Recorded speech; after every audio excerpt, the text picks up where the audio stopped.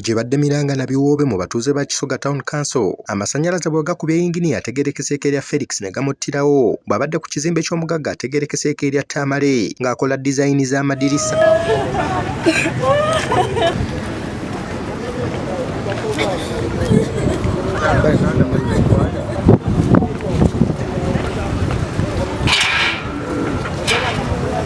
Tutuukidde mu kifo kino enkya ya leero ng'abantu bakuŋŋaanya okulaba ogubadde wabula ye yingini amasannyalaze gabadde gamaze dda okumuwanula waggulu ng'ali wansi mu kitaba ky'omusaayi.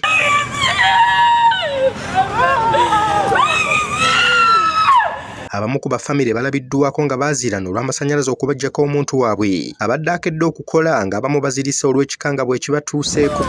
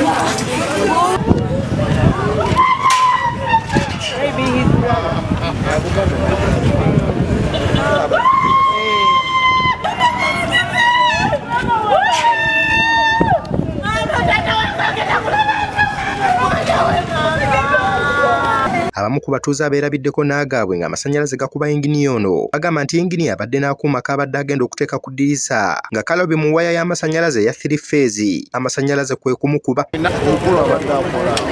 akakantu kakolako ebiwaya jjukira abadde akatagenderedde kuba enkuba gye gamukubyemu galaga wali waggulu kakola kuwaya ne gamuyitamu naye ng'ateekayo mu madirisa abadde ayokya holding akakantu bamuteeka ku madirisa tuzanze kusobola kitwalanga ekya holding byanjawulo ku biri so bwatyo bwasomutali bugendere negamukuba tukusiza nnyo kubanga ekizimbe kibeera tubaze tukiraba mbeera bwetegeze munnaye ebyakakooza okusinziira ku mbeera y'amasannyalaze kano ekizimbe kino tekiri mu mateeka g'amasannyalaze manya kukiri mu mateeka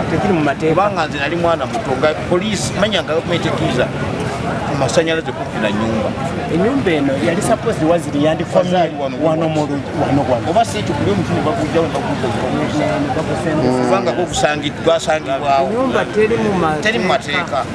era ab'ekitongole ng'eki ky'amasannyalaze ne poliisi tuyambe kuba abayalinga bave ku nguzi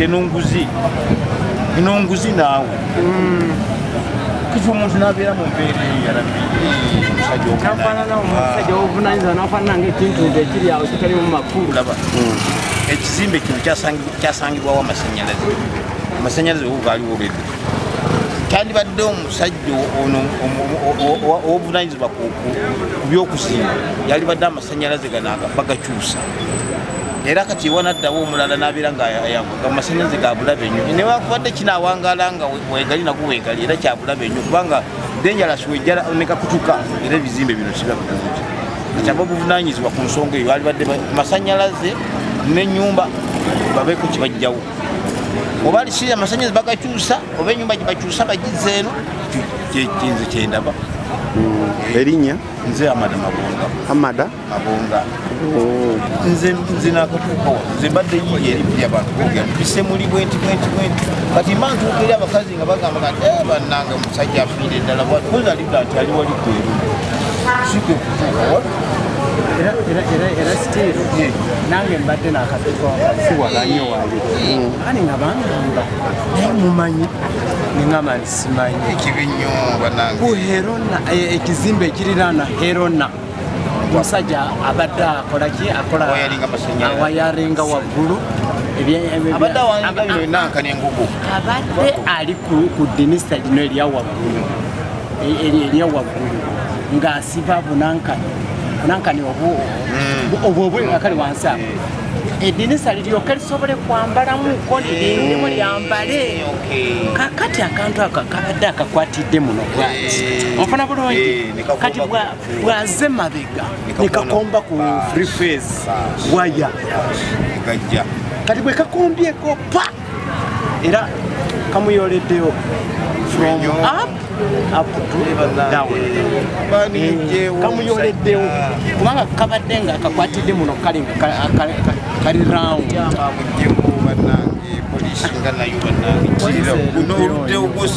ekitundu namba nga tewabeerawo akanyego kona ka poliisi musajja agamba mu polisi tuyambe nafe tuyambe eri kati awe tuyambe ekyawo ne polisi